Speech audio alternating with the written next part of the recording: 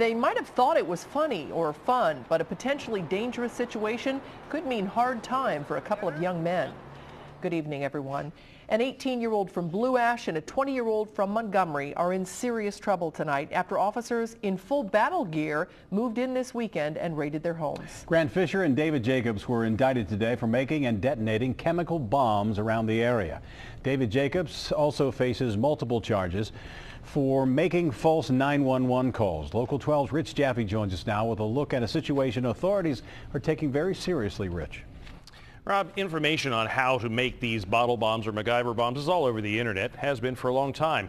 In many cases, they're made with simple household products, but combined they can be extremely dangerous. And in this day and age, bombs are clearly nothing to fool around with. The quiet of Saturday morning in this peaceful Montgomery neighborhood was shattered around 7:30 when Blue Ash Police, the Hamilton County Bomb Squad, and the Hamilton County Police Association SWAT team descended on 20-year-old David Jacobs' home. The teams also served search warrants on 18-year-old high school student Grant Fisher's house on Kenwood Road. The two young men are charged with arson, unlawful possession of dangerous ordnance, and illegal possession of substances for chemical weapons. Some of those chemical weapons were detonated right behind Grant Fisher's home in this wooded area along the railroad tracks. The homemade bombs that you hear about and read about that people are able to make with materials that, maybe in your garage or my garage for other purposes. In addition to the bombs, David Jacobs is charged with 9 counts of disrupting public service for allegedly making bogus 911 calls.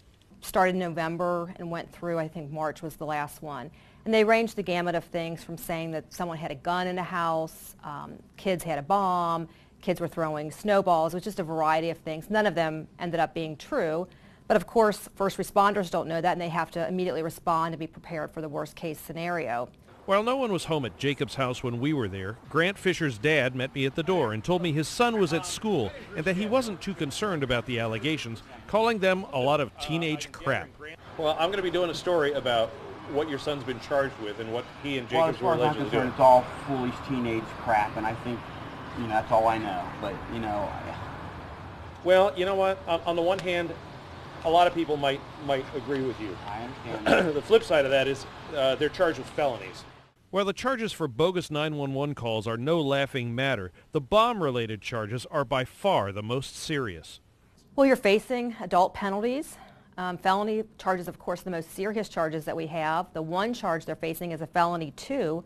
And on that charge alone, if they were to be convicted and if they were to get the maximum, they would be looking at possibly 8 years in prison. So these are serious charges and matters that the authorities and the prosecutor's office take very seriously.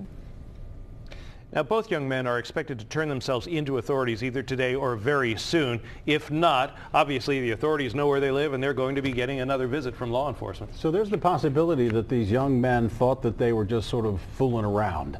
But according to the authorities, they're not. Absolutely. And the difference here is one of them's 18. In fact, he just turned 18. The other one's 20 years old. Yeah. And this is serious stuff in either condition, whether you're kids or adults, but it becomes legally much more serious if you're an adult and you're charged this way. Because this is big boy prison they're talking about here, right? Absolutely. This is not just, simple time. This isn't a slap on the wrist. Yeah. Thanks, Rich.